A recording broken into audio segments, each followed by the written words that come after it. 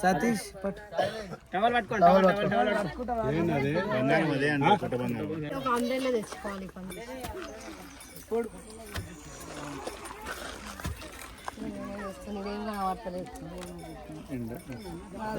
పుట్ట పుట్టలిల్లమ్మకు భూలోక సుందరికి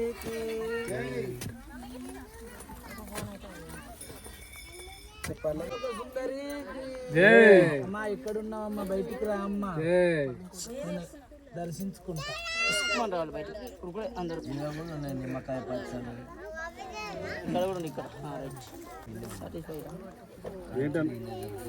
అండి. ఓం శ్రీ మాత్రే నమః. చేస్తున్న పండుగ ప్రజెంట్ మా అమ్మమ్మ వాళ్ళది.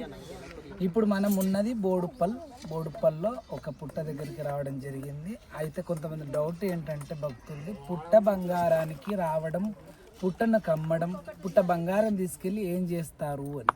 అయితే ఇక్కడ ఒక ఇంట్లో నిజమైన అమ్మవారు సత్యంగా ఉందా లేదా అని చాలామంది అంటుంటారు కదా. ఒక దేహంలోకి కూడా అమ్మవారు రావడం వల్ల నిజమా అబద్ధమా, నిజమైన సిగమా దొంగ సిగమా అని కూడా అంటుంటారు కదా.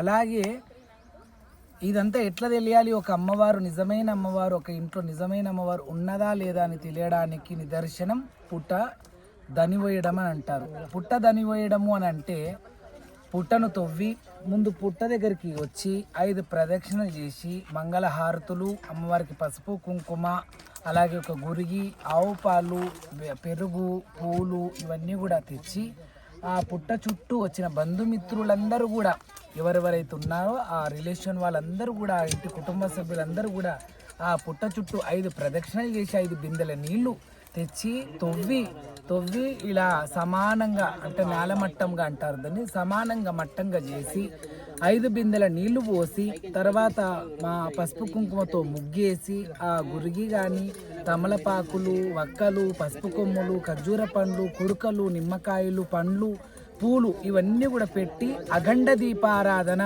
ఒక దీపాన్ని ఏర్పాటు చేసి కంచుట్లో, అలాగే గంప బోర్లిచ్చి ఆ గంప పైన పసుపు కుంకుమ అలాగే వేపాకులతో కప్పి తర్వాత ఒక 7-8 గంటల తర్వాత తిరిగి ఇంటికి వెళ్ళిన తర్వాత గ్రామ దేవతల బోనాలు, తర్వాత జోగడగడము ఇవన్నీ చేసుకొని ఒక 4-5 గంటల తర్వాత మళ్ళీ ఇదే పుట్ట దగ్గరికి ఆ గంప దగ్గరికి రావడం జరుగుతుంది. ఏమిటితో వస్తాము? పొద్దుగాలనేమో మేము బోనం దేము, బియ్యం దేము, ఉట్టి గంప లోపల ఆవు పాలు, పంచామృతము, అలా పూలు, పండ్లు, తమలపాకులు, పోకలు, ఖర్జూర పండ్లు, పసుపు కొమ్మలు అవి మాత్రమే తెస్తాం.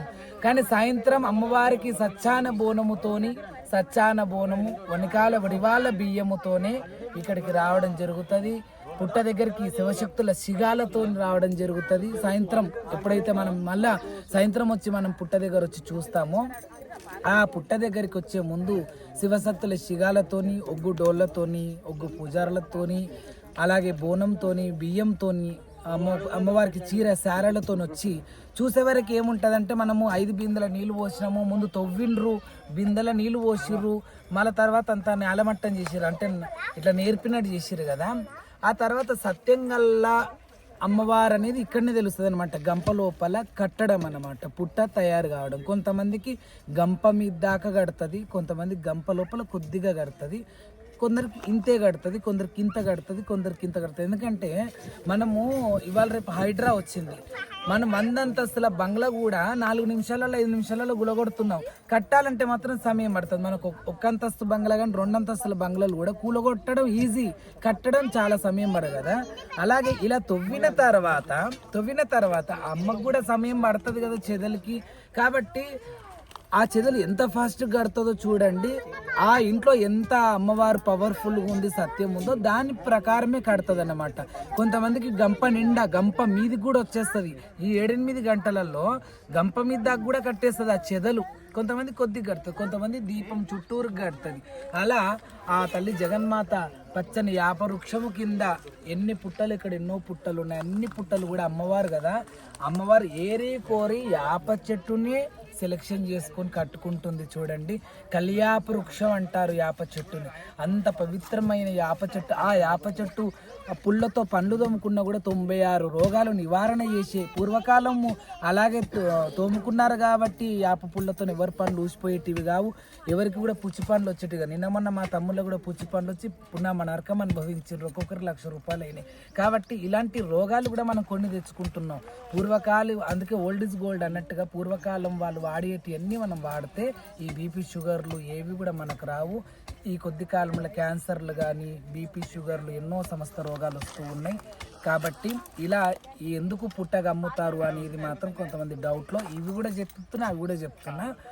అమ్మవారి ఇంట్లో నిజమైన స్వరూపములు అమ్మవారి సత్యంగా ఉన్నదా లేదా తెలుసుకోవడానికి ఒకటి ఒకవేళ ఉంటే ఎంత సత్యం ఉంది, ఎక్కువ కట్టిందా తక్కువ కట్టిందా, అసలు కట్టిందా కట్టలేదా చేదులు అనేది పరీక్ష అన్నమాట. అమ్మవారు మనకు చూపించాలి, ఆమె సత్యం కూడా మనకు చూపిస్తే ఇలాగే ప్రతి సంవత్సరం అమ్మ కలిగిస్తూ ఉంటే మనం ప్రతి సంవత్సరం ఇలాగే పూజలు చేసుకోవచ్చు, పుట్టలుగా అమ్మొచ్చు. దాని గురించి ఇంకోటి చాలా అద్భుతమైనటువంటి రీజన్ ఏంటంటే దేవుని లగ్గాలు. ఇప్పుడు మన ఇంటికి ఎవరన్నా వస్తారు, వాడు పనికి రాని కానీ పనికి రానోళ్ళు కానీ, మన సాగు గొర్రెటోళ్ళు కానీ, మన బతుకు గొర్రెటోళ్ళు కానీ, మన పాలోళ్ళు కానీ, మన పగోళ్ళు కానీ, దండి దుర్మార్గులు కానీ చాలామంది మన ఇంటికి రిలేషన్ వాళ్ళు వస్తారు.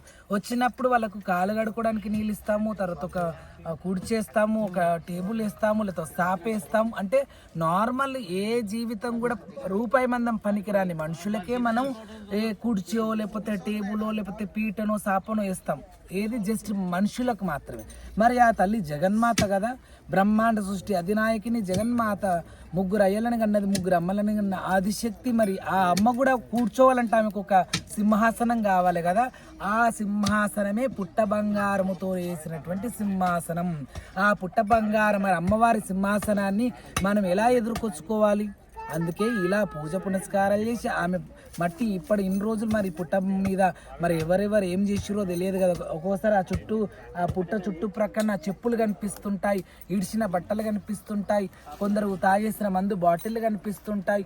మరి ఆ పుట్టను కూడా మనం పవిత్రంగా చేసుకోవాలి. కాబట్టి ఒగ్గు పూజారుల చేత రడివేడి మూతలు మోగించుకొని ఆ యొక్క ప్రకారంగా ఇక్కడికి మేళ తాళాలతోని, ఒగ్గు పూజారులతోని, మంగళహారతులతోని, చాలామంది ముత్తైదలతోని, పాలు, పసుపు, కుంకుమ, పూలు, పండ్లు ఇవన్నిటితోని అమ్మవారికి పూజ చేసి ఆ తల్లికి రేపొద్దుగాల మంగళవారం రోజు చేసే మంగళదాయకరమైనటువంటి ఆ తల్లి మంగళవారం నాడు, ఎల్లమ్మ తల్లిది మంగళవారం అన్నమాట. ఆ మంగళవారం నాడు అద్భుతంగా గద్దె ఆ తల్లికి పాములతోని గవ్వలు కూడా పెడతారు. ఆ గద్దెకి ఆ గద్దె లోపల కూడా యంత్రము తంత్రము మంత్రము గవ్వలు అవన్నీ కూడా వేసి అమ్మవారికి అద్భుతమైనటువంటి బందవస్తు అన్నమాట. ఎవరన్నా ఇతరుల నరమానవుల దిష్టి అమ్మ కూడా తలుగుతుంది కదా. అమ్మ కూడా చాలా అందంగా అతిలోక సుందరి కదా. బ్రహ్మాండ సృష్టి బ్రహ్మాండ నాయకుని శివుని బిడ్డ శివునెల్లి మాత వాగండ జ్యోతి రేణుక ఎల్లమ్మ కూడా దిష్టి తలుగుతుంది. కాబట్టి అమ్మవారికి దిష్టి తలగకుండా ఇంకోటి ఎవరన్నా ఏమన్నా చేయకుండా కొద్ది బ్లాక్ మ్యాజిక్ కానీ ఏమన్నా చేయకుండా ఇంటి కుటుంబ సభ్యులకు కానీ అమ్మవారికి కానీ చేయకుండా అమ్మవారిని కూడా ఇబ్బంది పెట్టే వాళ్ళు ఉంటారు. అమ్మవారికి కూడా ఏం కాకుండా, ఇతరులకి ఏం కాకుండా, భక్తులకి ఏం కాకుండా అందులో యంత్రము తంత్రము మంత్రము పూజ పునస్కారం చేసి ఆ అమ్మ పుట్ట బంగారంతో గద్దేసి అందులో యంత్రాలు పెట్టి అమ్మవారిని యంత్రస్థాపితం మీద అమ్మవారి విగ్రహాన్ని కూర్చుండబెడతారు. ఇది దేవుని లగ్గం. ఆ దేవుని లగ్గం అమ్మ పుట్ట బంగారంతో గద్దెయ్యడానికి ఆమె ఒక పీటను ఏర్పాటు చేయడానికి 2 days కథ ఉంటుంది. అంటే 2 days పని ఉంటుంది అన్నమాట అమ్మవారి కళ్యాణానికి. ఇంకా అమ్మవారికి సంబంధించిన ఇష్టమైంది 12 కులస్తులు అమ్మవారికి జాగియమంటే ఇయ్యలేదు. అమ్మవారిని అందరు కులస్తులు ఎలగొట్టడమే సరిపోయింది పరశురామునికి భయపడి. ఆఖరికి స్థలం ఇచ్చిన వారు మాదిగ వారు.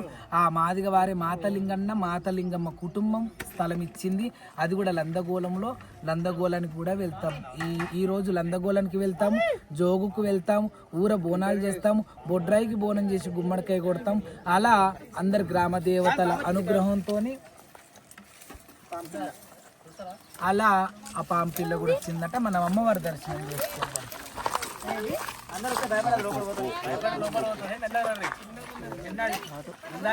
ఇందాక పైకి వచ్చింది కదా, మంచిగా వచ్చింది బయట. మీరేమో దాన్ని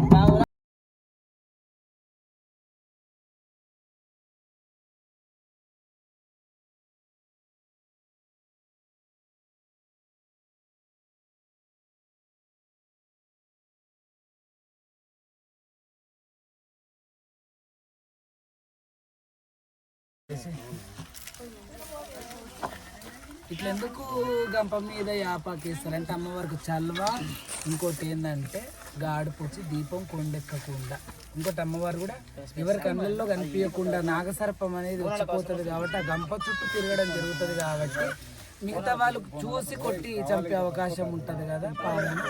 పాము అంటే మనం ఇప్పుడు నాగదేవతను కొలుస్తున్నాం, పామును చూస్తే ఇసపురుగు అని చంపే వాళ్ళు కూడా చాలా మంది ఉంటారు. పామును చంపితే 7 జన్మల దోషం ఉంటుంది. ఏ దోషం చేసుకున్నా పాము దోషం మాత్రం పోదు. నాగసర్ప దోషం కాల నాగసర్ప దోషం అంటారు. కాబట్టి ఎప్పుడు ఇసపురుగు అని చెప్పి చంపొద్దు. అవి మననేమన్నది మనం ఏమన్నా ఇప్పుడు ఇళ్ళకెళ్ళి చూస్తుంది అమ్మవారు వచ్చి కాటేయచ్చు కదా, కాటేయని జబులో రేణుకెళ్ళమ్మ తల్లికి జై అట్లా.